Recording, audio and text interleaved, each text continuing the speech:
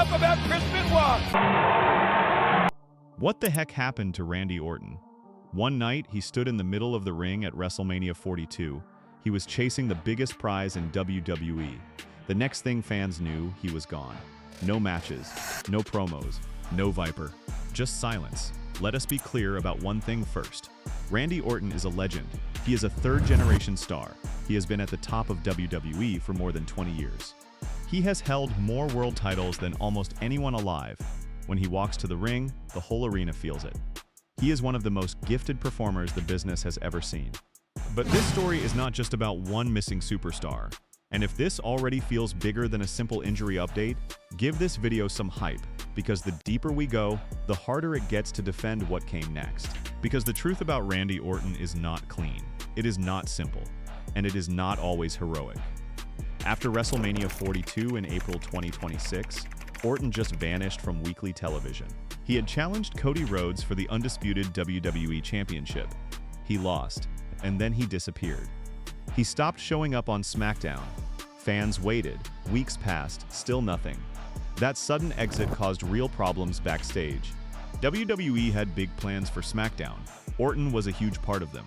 When he left, those plans fell apart. So people started asking questions. Where was Randy Orton? Was he hurt? Was he done?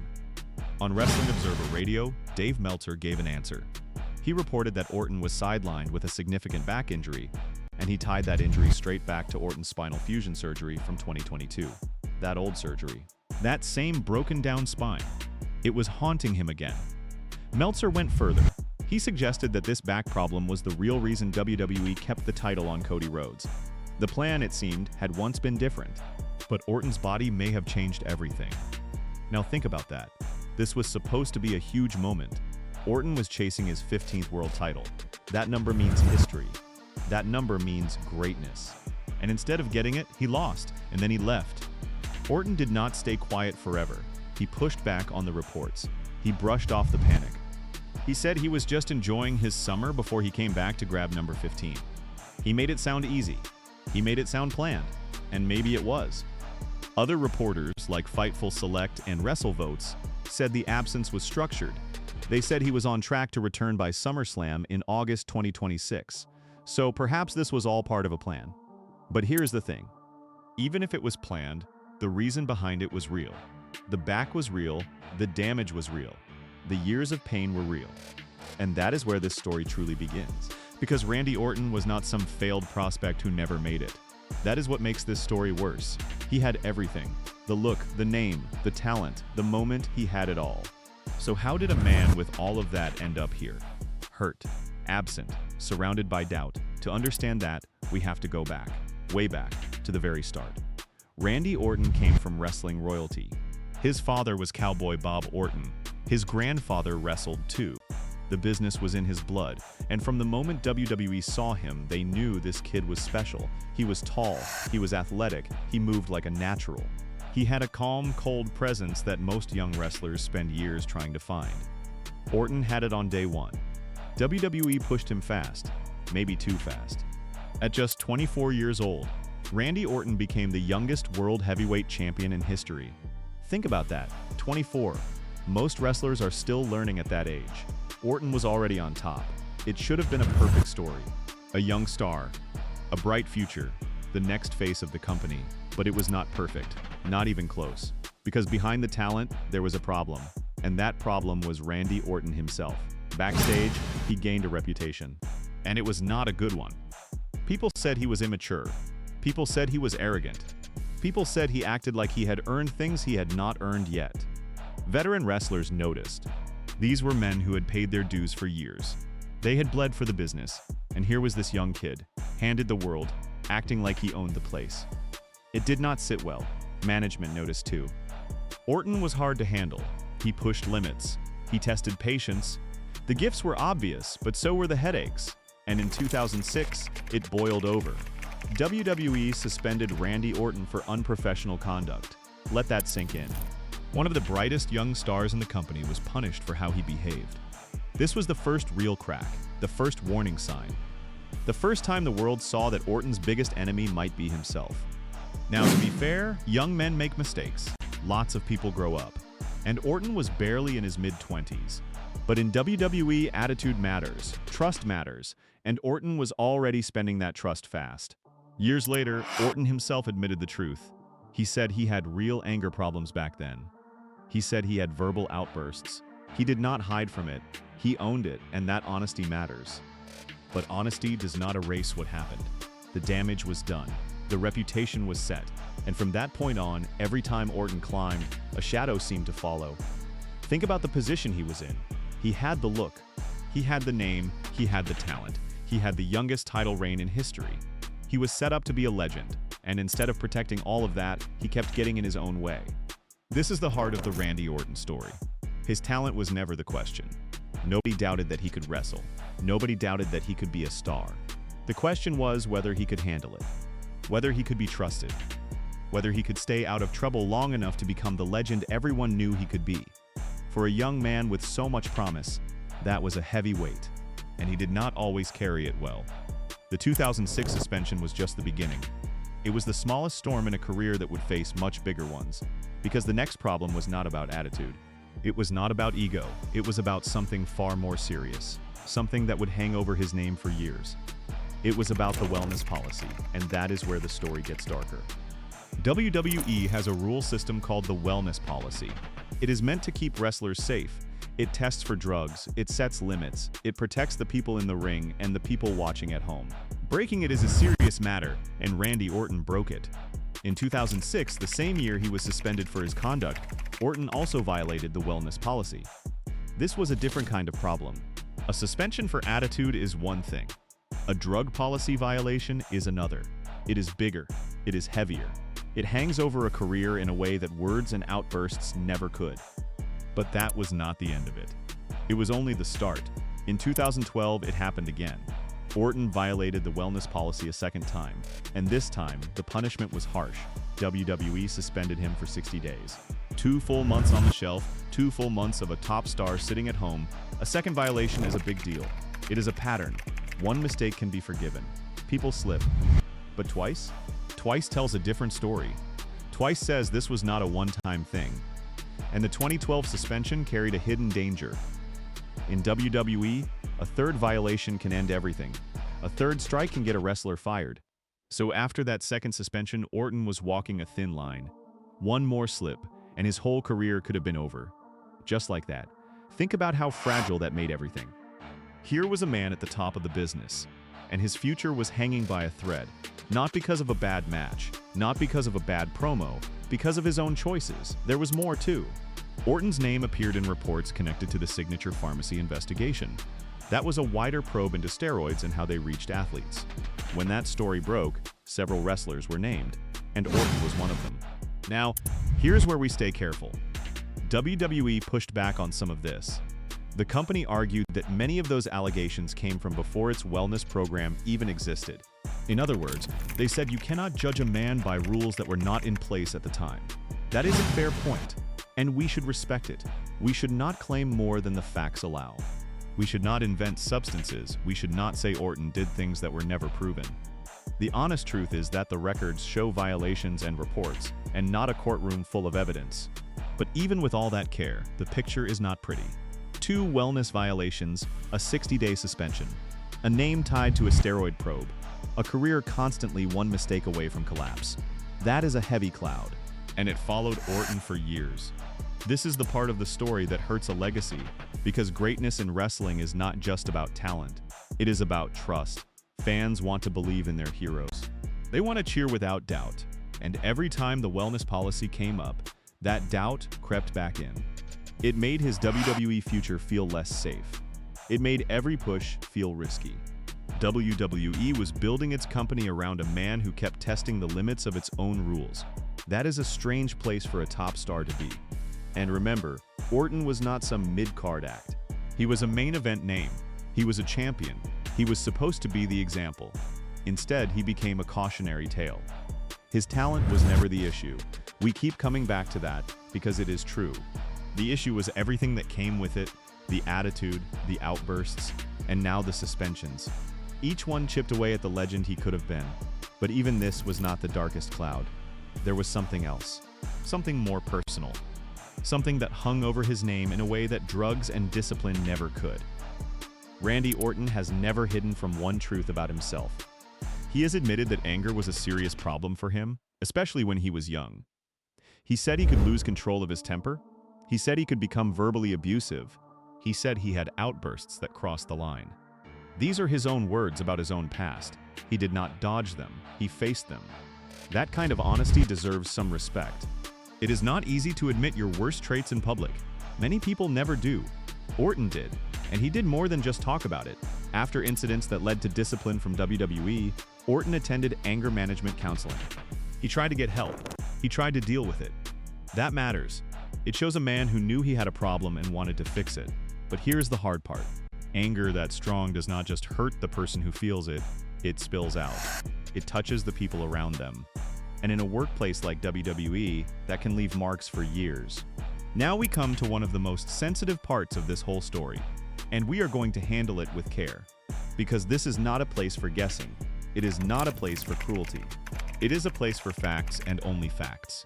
In 2018, a former WWE writer named Court Bauer discussed some old allegations. These allegations were long-standing. They claimed that, back in the 2000s, Orton had exposed himself to members of WWE's creative staff. That was the claim that Bauer brought back into the light. We have to be very clear here. These were allegations. They were not proven.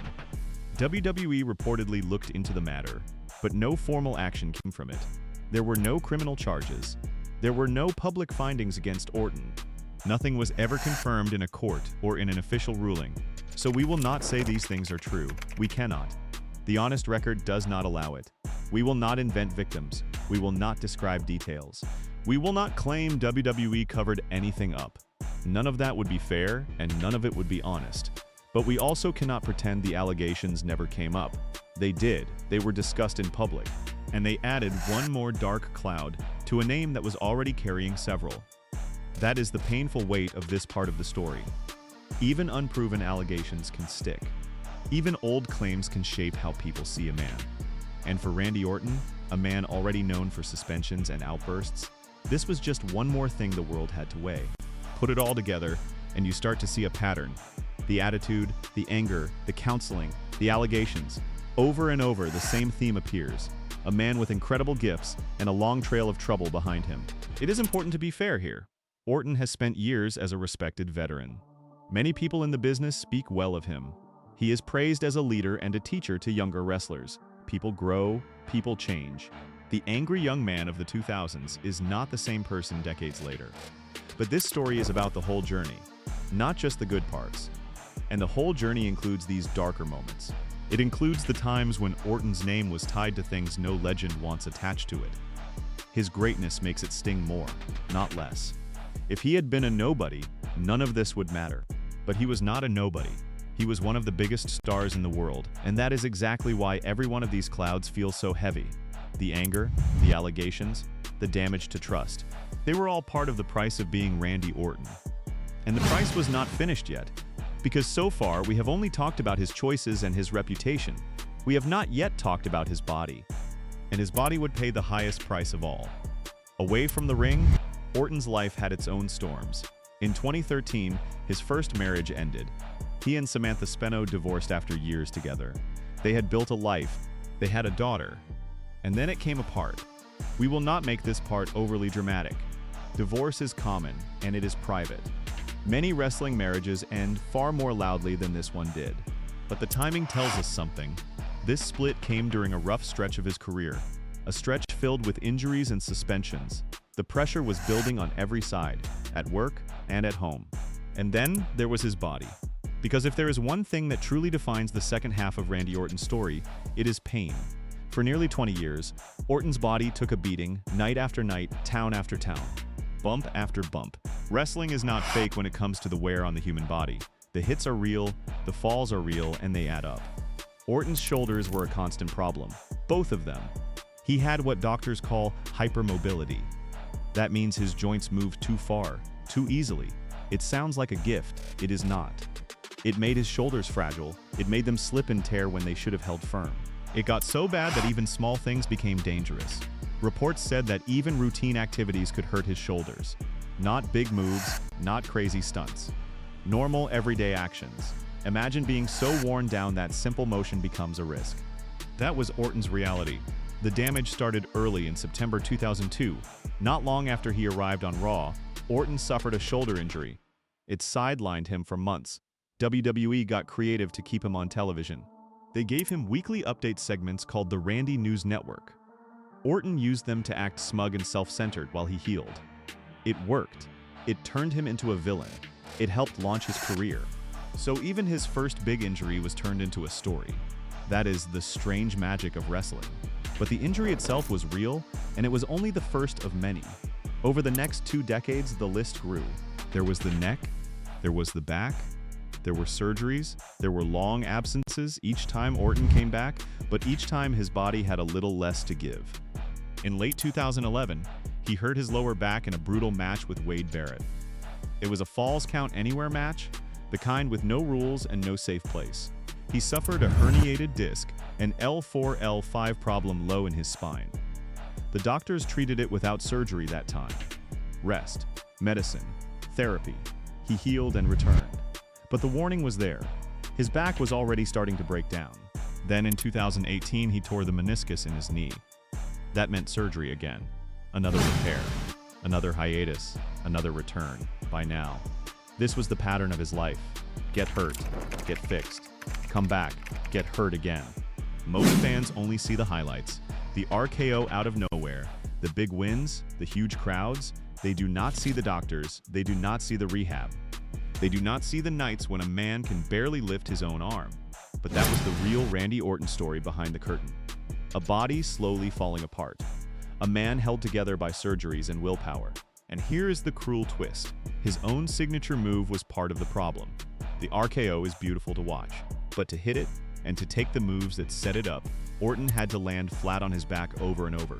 Night after night, year after year. The very thing that made him famous was quietly destroying him. So his career was never just controversial. It was painful, deeply, physically painful. The headlines talked about suspensions and allegations, but underneath all of that, his spine was crumbling. And by 2022, it would all come crashing down. The pain would reach a point that no rest could fix. The damage would become so deep that doctors would tell him the unthinkable, that his career might be over for good. By 2022, the warnings had run out. The years of bumps, the years of flatback falls, the years of taking and giving the RKO. All of it had piled up on Orton's lower spine, and his spine could not take any more. His finisher had quietly done its damage. To hit the RKO, and to take the offense that built to it, Orton had to slam his back flat to the mat again and again. It is a stunning move to watch, but for his spine, it was poison. Every great RKO was one more brick added to the wall of pain. On the May 20, 2022 episode of SmackDown, Orton wrestled in a tag team title unification match. He teamed with Matt Riddle. They faced the Usos. It was a big match on a big night, but it would be one of his last for a long, long time. Soon after, WWE wrote Orton off television. The reason was simple and scary. His back had reached a point of severe deterioration. The damage deep in his lower spine had become too much. He could not keep going, he had to stop. And then came the words no athlete ever wants to hear. When Orton was first sidelined, top neurosurgeons looked at his spine. What they saw alarmed them. They told him the damage might be career-ending. They advised him to retire, not to protect his title hopes, to protect his quality of life. They were worried about him being able to live normally, not just wrestle. Think about that moment. Here was a man who had been a wrestler his whole life. The business was in his blood. It was who he was. And now doctors were telling him it might be finished forever. In November 2022, Orton made a huge choice. He underwent an intense double spinal fusion surgery. This was not a small cleanup. This was major. 2 parts of his lower spine were fused together to make them stable. It was the kind of surgery that changes a body for good. The procedure happened in Newport Beach, California. The surgeon was Dr. Adam Cantor, and he used a smart, modern approach. Most spinal surgery cuts through the muscles of the lower back to reach the spine, but that can ruin those muscles. It can leave an athlete weak. So Dr. Cantor went a different way. He reached the spine from the front through the abdomen. By going through the front and peeling back the tissue gently, the team avoided cutting the key muscles of the back and core. This protected Orton's strength. It helped him avoid a problem where damaged muscle heals wrong and loses its power. For an athlete, that approach was a lifeline. It gave him a real chance to wrestle again, but surgery was only the start. What came next may have been even harder. The recovery lasted about 18 months, a year and a half away from the ring, a year and a half away from the only life he had ever known. And those months were brutal, not just for his body but for his mind. Orton later opened up about this dark time on Stephanie McMahon's podcast. He explained that losing his identity as an athlete broke something inside him. When he could not be the wrestler anymore, he did not know who he was, and that loss hit hard. He suffered severe anxiety. He had panic attacks, his sleep fell apart, and it got worse. He developed agoraphobia, a deep fear of leaving safe spaces. A man who once stood fearless in front of thousands of people now struggled to feel safe at all. The strain was so serious that doctors stepped in. They prescribed medicine to help steady him. They used medication meant to balance his brain chemistry and ease his anxiety. This was not weakness. This was a man fighting to survive a storm inside his own head. His body changed too. With so little activity, his weight climbed. Orton normally wrestled at around 240 to 250 pounds. During recovery, that number rose. At his peak, he reached close to 300 pounds. Some of it was muscle, some of it was simply the result of sitting still and healing. When he finally got cleared, he rebuilt himself. He trained hard. He returned at Survivor Series in November 2023 at a lean, muscular 275 pounds. He looked like a star again. He looked unstoppable. But looks can lie. Because here's the truth that the comeback could not erase. The damage was still there. A fused spine does not go back to new. It holds. It supports. But it is not the same. Orton had survived. But the man who came back was carrying a body that had almost quit on him for good. The legend had nearly ended. And even though he returned, the cost was permanent. When Randy Orton returned at Survivor Series in November 2023, the place exploded. It was inside a giant War Games cage. Fans had not seen him in a year and a half. And when his music hit, the roar was deafening. It was one of those magic wrestling moments. The legend was back. WWE wasted no time. They put Orton in big spots. They used his legacy. They built stories around his name. On the surface, it looked like a perfect comeback. The veteran had returned, and the crowd loved him. But look closer, and the cracks were already showing. In May 2024, Orton reached the finals of the King of the Ring tournament. His opponent was Gunther, a powerful and dangerous champion. It was a chance for Orton to prove he was all the way back, and he lost. The way he lost said a lot. In that match, Orton showed hesitation. He held back from using his most brutal tactics. That small pause cost him. WWE used it to tell a story about a man at war with himself. A man not quite as ruthless as he once was. It was good drama, but it also hinted at something real. The old killer instinct was harder to find. After that came Kevin Owens. The two men built a heated, violent rivalry through late 2024. It got personal, it got physical, and it led to a wild night at Crown Jewel 2024 in Saudi Arabia. That match barely even started. Before the bell, the two men tore into each other. Owens drove Orton through a pair of tables out in the crowd. The whole thing ended in chaos, with no clear winner. It was brutal, it was loud, and it set up the next chapter. A few weeks later, Owens did something cruel in the story. He hit Orton with a scripted piledriver, a move aimed right at the neck. In the storyline, it wrote Orton off television. But there may have been a real reason behind it too. It gave Orton's worn body a chance to rest through the winter. Even his on-screen beatings had to work around his health. Orton came back at the 2025 Elimination Chamber. He made the save, rescuing Sami Zayn from an Owens attack. The crowd loved it, and it set up a huge match.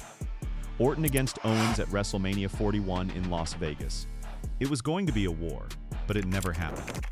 In early April 2025, just weeks before the show, Owens needed neck surgery. Suddenly, Orton had no opponent. One of the biggest stages of the year, and the plan had fallen apart.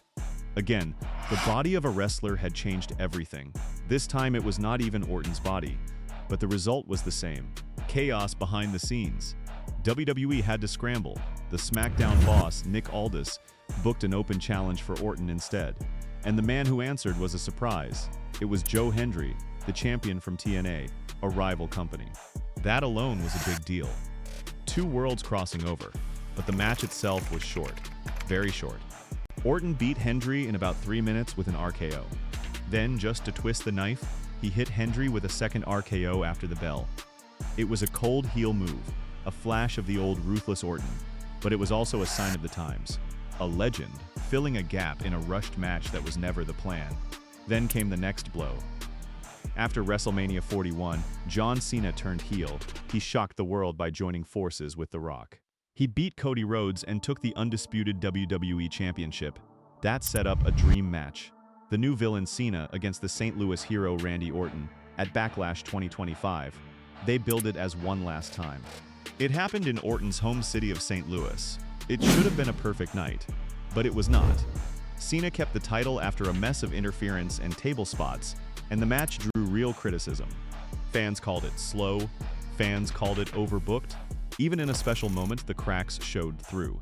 So this was the pattern of his comeback. WWE leaned on Orton's name and his aura. They put him in huge stories. But again and again, they had to work around his body and around broken plans. The legend was back, but nothing about it was simple. Now we come back to where we started. WrestleMania 42. The night it all unraveled. Orton earned his spot the hard way. In February 2026, he won the Elimination Chamber match. He took advantage when Drew McIntyre entered the match, and he pinned Cody Rhodes to win. That victory made him the #1 challenger. It set up a clash for the undisputed WWE Championship at WrestleMania 42. On paper, this was goal. Orton and Cody Rhodes shared deep history. Back in 2008 to 2010, they were both part of a group called The Legacy. Orton was the leader. Cody was the young student learning from the master. Now, all these years later, the student had become champion, and the teacher wanted to take everything from him. That is a beautiful story. Teacher against student, mentor against pupil. It could have been one of the best builds of the year. It had real emotion baked in. It had history, it had meaning, and WWE buried it under noise. Instead of leaning on that personal story, the company piled on celebrities and corporate angles. They added Pat McAfee as a figure tied to WWE's corporate side. They added the musician Jelly Roll as a partner for Cody. What should have been a tight personal feud turned into a crowded, celebrity-driven circus. Fans noticed, critics noticed. Many felt the extra characters watered down the drama. The teacher versus student tension got lost in the clutter. The real story got pushed to the side so that famous faces could take the spotlight. Even Orton's heel turn got swallowed up. On the March 13, 2026 episode of SmackDown, Orton attacked Cody during a contract signing. It should have been a huge, shocking moment, the master betraying his student. But with so much else going on, even that lost some of its punch. Then came the match itself, and it was chaos. Before the bell even rang, Jelly Roll put Pat McAfee through an announce table. McAfee was carried out on a stretcher, but he came back later, wearing a neck brace and a referee's shirt. Now he was the replacement official. After the real referee got knocked out, when Orton went for a pin, McAfee counted too slowly. Orton got furious, so he hit McAfee with an RKO, but that left Orton open. Cody seized the moment. He hit a series of crossroads and pinned Orton to keep the title. Orton lost. After everything, after the history and the build, he lost and then he snapped. He hit Cody with a punt kick, a savage move he had not used in years. It was a vicious end. It wrote him off TV and set up his return down the road. But behind the scenes, the real story was even messier. Reports said the original plan had been different. The first idea was for Orton to win. He was supposed to capture his 15th world title at WrestleMania 42, likely with McAfee's help. Imagine that, the milestone, the history. It was meant to be his. There was also supposed to be a follow-up. A big tag team match at Backlash in May 2026. It would have paired Orton and McAfee against Cody and Jelly Roll. That was the plan on the board. And then it all changed. McAfee reportedly asked to end his part early. The reaction to his involvement had turned sour. Fans did not like it. A chunk of the locker room did not like it either. They were frustrated that outside media stars had been dropped into a historic main event, so WWE rewrote the finish. Cody kept the title. McAfee got an RKO and got written off. The Backlash tag match was canceled, and the milestone 15th title that Orton was supposed to win simply vanished. And so did Orton. Right after that, he disappeared. The same disappearance we opened with, the back injury reports, the silence, the doubt. Now you can see the full shape of it. This was not just one man getting hurt, it was a perfect personal story, ruined by clutter, a milestone moment taken away, a legend, used and then sidelined, and underneath it all, a body that may not have been able to do what the script first asked. It was supposed to be his crowning night. Instead, it became one more chapter in a career that keeps slipping out of his hands. There is one more debate that hangs over the modern Randy Orton, and it splits the wrestling world right down the middle. Ask the people inside the business, and they will sing his praises. To other wrestlers, coaches, and promoters, Orton is a master. They call him a wrestler's wrestler. Some say he is the most naturally gifted, pure performer of his whole generation. That is huge praise from people who know the craft best. They love his crispness. His basic moves are clean and sharp. His standing dropkick is textbook. His scoop power slam is perfect. Nothing looks sloppy, and he is known as one of the safest workers around. He protects his opponents. He rarely hurts the people he wrestles. In a dangerous business, that is gold. They also praise his mind. Veterans love his pacing. They love his timing. They love the way he uses his face and his body to tell a story. His famous RKO out of nowhere is called a masterclass in fooling the crowd. He makes fans feel a moment before it even happens. So among the pros, Orton is a legend of the craft. No doubt about it. But ask a big part of the online fan world, and you get a very different answer. To many of those fans, Orton's matches are slow, they are repetitive, they can even feel boring. Night after night, they see the same patterns, the same pace, the same long pauses. A big reason is his use of rest holds, especially the chinlock. Orton spends a lot of time grinding away in holds on the mat. In theory, this builds drama and sympathy. But in a modern era full of fast, high-flying action, it can feel slow and dull. Some fans compare him to a safe but quiet style. They say his matches rarely go wrong, but they also rarely soar. Here's where the two sides meet, because there is a real reason behind that slow style. His spine. Remember, Orton has a fused lower back. After that kind of surgery, taking big high-impact bumps is dangerous. Flying around the ring is risky, so Orton wrestles smart. He stays grounded, he works slow, he protects the very back that almost ended him. From a health view, this is wise. It is the reason he can still wrestle at all. The careful style has kept him going. It has kept his star power alive. It has kept him valuable to WWE. But there is a cost, and this is the hard truth. The same style that protects his body is the style that some fans find dull. The thing that keeps him safe is the thing that makes him feel less exciting. He is playing it smart, but smart is not always thrilling. That is the limit of the modern Randy Orton. He is still skilled. He is still respected. But the explosive, dangerous star of the past is gone. In his place is a careful veteran, working within the walls his body has built around him. It is a fair trade for a man who almost lost everything. But it is a trade all the same, and it shows just how much the damage has shaped what he can be today. So what is next for Randy Orton? Despite everything, WWE still believes in him. In August 2024, Orton signed a new 5-year contract extension with TKO, the company that runs WWE. The deal runs through late 2029. That means WWE is committed to him deep into his 40s. After all the injuries, all the suspensions, all the controversy, they still wanted him locked in for years. And Orton wants even more. He has said he hopes to keep wrestling into his 50s. He has even talked about signing yet another deal after this one. He has made one thing clear. He has no interest in Hollywood. He does not want to act. He does not want to leave for the movies. He sees himself as a wrestler, full stop. That is his identity. That is his home. There is also unfinished business. Orton is still chasing his 15th world title. And after that, a 16th. He sits in range of the all-time record. That record of world titles belongs to John Cena. So the story is right there. The chase is real. The legend still has mountains to climb. If WWE books him well, that chase could be magic. The key will be keeping things simple, focused stories, personal rivalries, no more celebrity clutter. Just Orton, his history, and his pursuit of greatness, while protecting the body that has given so much. So let us end where honesty demands. Randy Orton is a legend that has never been in doubt. He is one of the most gifted performers the business has ever produced. He survived a surgery that should have ended him. He came back when many thought he never would. That alone is worthy of deep respect. But the devastating truth is bigger than a simple comeback story. Orton's career is not a clean fairy tale. It is a tale of talent and ego, of brilliance and bad choices, of suspensions, allegations, and pain, of a body that paid a terrible price for the glory it earned. He is a legend, truly. But he is also a warning, a reminder that all the gifts in the world cannot save a man from himself, or from the cost of the life he chose.